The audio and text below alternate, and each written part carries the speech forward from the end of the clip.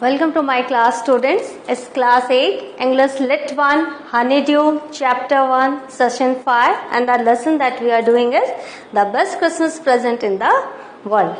आपको मैंने पूरी की पूरी कहानी आपको बताई. What happened? There was an author. He went to a junk shop and there he found a box, a roll-top desk. There he found a tin box in which he found a letter. Then he went through the letter and he met the person to whom the letter was addressed, and it was Connie Macpherson, wife of Jim Macpherson, who was a British Army person, and he had written the letter to Connie about a wonderful incident that happened during Christmas in the war front, and it was a football match and Christmas celebration. So this is the thing that we went through in the chapter. Now we will see how you write the answers to the questions given in the text. First, it's a comprehension check. आपको पता है there are 3 parts of the chapter. तो first part का comprehension check हम लेते हैं. The question is, what did the author find in a junk shop? The author found, again, as this is did, तो the past form of verb, the author found a very old 19th century roll top desk in a junk shop. See, हम लोगों ने कैसे adjectives use किया है? Very old, then which century it belong to? 19th century. These are very important. जब आप किसी एक चीज को जब आप एक्सप्लेन करते हैं तो इस तरह से स्ट्रिंग ऑफ एडजेक्टिव्स के द्वारा आप उसको एक्सप्लेन करते हैं. तो हमें पता चला वो बहुत ही पुराना वो रोल टॉप डेस्क था क्योंकि वो 19th सेंचुरी का था. It was made of oak. It was in a very bad condition. The roll top was broken into several pieces. One of the legs was clumsily mended and there were scorch marks down one side. What are the scorch marks? The burnt marks. जल गया था, आपको पता है, प्रोनी का घर जल गया था और उसी घर में ये रोल टॉप डेस्क था. तो स्कॉच मार्क्स जो है उसके एक साइड में था. तो इस तरह से हमने सिर्फ रोल टॉप डेस्क के बारे में ही नहीं बताया, पूरे उसका हमने एक्सप्लेनेशन भी किया, डिस्क्राइब भी किया. तो this is the answer of question number 1. Now we will move to question number 2.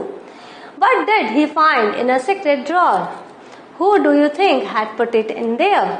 Now in a secret drawer of a roll-top desk, the author found a small tin box. See, everything is mentioned in the chapter, so you have no other way to go and you need to write everything that is written there because this is a direct question. Answer will be also direct. So, what did he get? Found a small tin box. There was a piece of lined note paper, sellotape to its top. It had Jim's last letter, received January 25, 1950, to be buried with me when the time comes, written on it. पता है आपको note paper के ऊपर लिखा हुआ था. ये अभी कंटिन्यू है. Answer is not yet over because there is a second part of the question. Who do you think had put it in there? See, there are 2 parts of the question. One part's answer is here. Now we will move to the second part. Most likely, it was put there by Mrs. Jim Macpherson, that is Connie Macpherson, who was Jim's wife.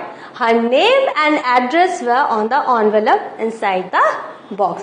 तो सब कुछ as it is आपको लिखना है, तभी हमें पता चलेगा कि आपको टेक्स्ट की पूरी जानकारी है. बिना टेक्स्ट पढ़े आप ये आंसर्स नहीं लिख सकते. And you will have to mention each and every minute details of the story. तो इस तरह से आपने एक कंप्लीट आंसर लिखा है and then only you will score marks in that. Now we will move to CC part 2, that is comprehension check part 2. Who had written the letter? To whom and when? देखो यहाँ पर 3 questions हैं. Who, to whom and when. तो आपको marks भी इन तीनों के answers लिखोगे तो ही पूरे मिलेंगे, otherwise you won't get marks. Who had written the letter? Jim Macpherson had written the letter. To whom? To his wife Connie Macpherson. And when? On December 26, 1914. तो इस तरह से हमने ये तीनों के आंसर्स 3 लाइन में दे दिए. And this is the way you need to write the answer. And not only in writing, when someone ask you the questions during conversation or during when you are talking with someone else, you need to answer in this way. First answer the question that is asked first, then the second part, then the third part, and this is the way. Now we will move to second question. Why was the letter written? What was the wonderful thing that had happened? So in the letter it was written the wonderful event that had happened during the war front. Now आपको ये बता दूं, आपको पता ही है क्या हुआ था. ये थोड़ा बड़ा आंसर है क्योंकि मजेदार भी है और इवेंट इतना मजेदार था तो बड़ा तो होना ही है. See what is written. Jim wrote the letter to tell his wife about a wonderful thing that had happened on Christmas Day. The British and the Germans were engaged in a war. Yet on this day, both the troops met in no man's land. It was a thing of wonder because right in the middle of a war, the wearing soldiers were making peace. आपने देखा जो soldiers हैं जो लड़ाई करने जा रहे थे, they were making peace on no man's land. तो ये क्वेश्चन का आंसर है. आपको ये पढ़ो और इसको मैंने अभी पढ़ा आपको. Then again you read again and again in your slide and then try to write it, practice it and prepare for the exam. Now next, what jobs did Hans Wolf and Jim McPherson have when they were not soldiers? आपको पता है hence wolf क्या करते थे? वो सेलो बजाते थे orchestra में. और ये क्या था? Gym Macpherson, he was a teacher in Dorset. यहाँ पर वही आपको लिखना है. Hans Wolf was from Dusseldorf. He played the cello in the orchestra. Jim McPherson was a school teacher from Dorset. जितना पूछो उतना ही लिखना है, उससे ज्यादा भी नहीं कम भी नहीं. Now we will move to the next one. Question 4. Had Hans Wolf even been to Dorset? Why did he say he knew it? क्या वो कभी गए थे डॉर्सेट? फिर क्यों उन्होंने कहा कि उन्हें वो जगह पता है? No, Hans Wolf had never been to Dorset, क्योंकि उसने कहा था मैं कभी नहीं गया वहां. He had learned all about England from his school and from reading books in English. Same यही उसने बताया, हमने वही आंसर में लिखा. Question 5. Do you think Jim McPherson came back from the war? Now this is not mentioned in the story. Understood? The question, that's what the question is given. आपको क्या लगता है जिम मैकफर्सन वॉर से return हुआ था? क्योंकि after that celebration, Christmas celebration, both the troops wished each other we will go home and meet our relatives, meet our family. लेकिन क्या सही में जिम मैकफर्सन गया था? No, Jim McPherson did not come back from the war. In the sellotape note paper, it was written that the letter was Jim's last letter. Connie McPherson did not receive any more letters from him. It indicates Jim McPherson's demise. वो शहीद हो गया था. He was dead. अब इसको ये first part of the question है. Do you think Jim McPherson came back from the war? What is the second part? How do you know this? The incident took place around the earlier part of the World War I, in which the Germans had been victorious, which implies the defeat of the British and the demise of Jim McPherson.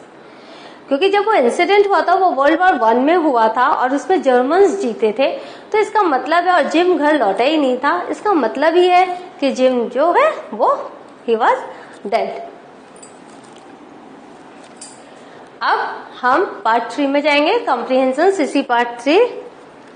Why did the author go to Bridgeport? Now this is a very important thing and very important question and you need to read the answer carefully.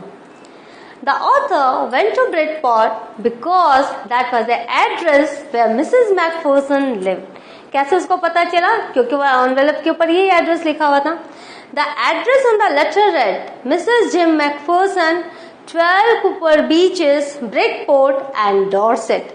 He wanted to give that letter back to her. क्यों? क्योंकि वहां पे लिखा हुआ था I want it to be buried with me when times come. तो यह letter इतना इंपॉर्टेंट था और इसीलिए ऑथर जो था वो कोनी को रिटर्न करना चाहता था उसका यह लेटर। आपने देखा हमने सारे आंसर्स पास्ट टेंस में लिखे। You need to learn the 3 forms of verb. यहाँ पर देखो आपने यहाँ हमने वेंट लिखा, go went gone, first form go, then went then gone, third form of verb. तो इस तरह से आपको पास्ट फॉर्म ऑफ वर्ब देखना है, सीखना है। किसी भी ग्रामर बुक में you will get that there is a list of verbs and you must know what is the past form. ये नहीं आप जानेंगे तो आपके सारे आंसर्स गलत हो जाएंगे। Now we will move to the next one. How old was Mrs. Macpherson now? Where was she? Now here there are 2 parts of the same question. Mrs. Macpherson was 101-year-old. Remember that old lady who came and met the author on wheelchair? She was in a nursing home in Burlington House on the Dorchester Road on the other side of the town. तो किसने बताया था? Neighbour ने बताया था। Who had sleeper, जो अपने sleeper में था उसने कहा था बहुत ओल्ड लेडी है, बहुत लवली लेडी है, लेकिन वो थोड़े कंफ्यूज रहती है, मेडली हेडेड। याद है ना, मैंने आपको पूरी की पूरी कहानी सुनाई थी। तो ये उसका आंसर है। Now second part, where was she? She was in a nursing home. अब हम चलते हैं पेज नंबर 16 के जो क्वेश्चंस हैं। Who did Connie Macpherson think her visitor was? उसने क्या समझा था? The visitor was her husband, Jim Macpherson. Now, Connie Macpherson thought that her visitor was her husband, Jim. क्योंकि उसने लेटर में लिखा था I will come soon, Connie. आपको याद है जब हमने लेटर पढ़ा था तो इसको यही लगा कि वो लेटर साथ लेकर जिम उसके पास आया है, because she was 101 years old lady. Now, which sentence in the text shows that the visitor did not try to hide his identity?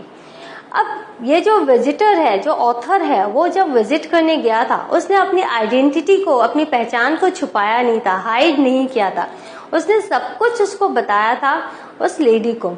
The sentence which shows that the visitor did not try to hide his identity is, now you will have to write the sentence. If you are writing within the quotation marks, it will be as it is. You cannot change because this is the direct speech, this is the dialogue. And the speaker has said it as it is. So I explained about the desk, about how I had found it, but I don't think she was listening.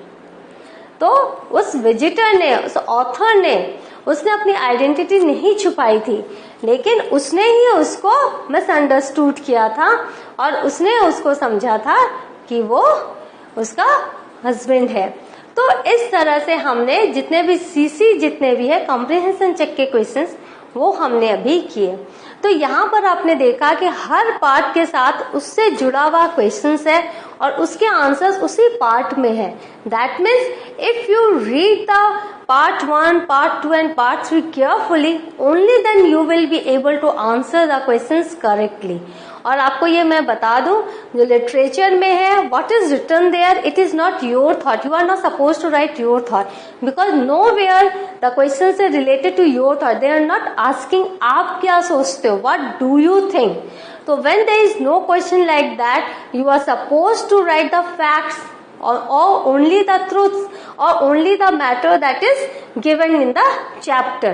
You are not supposed to, आप उसको destroy नहीं कर सकते facts को, आप उसको कुछ भी अपने मन से नहीं लिख सकते हैं। इसलिए बहुत ही इंपॉर्टेंट है you go through the chapters again and again and everything you imagine.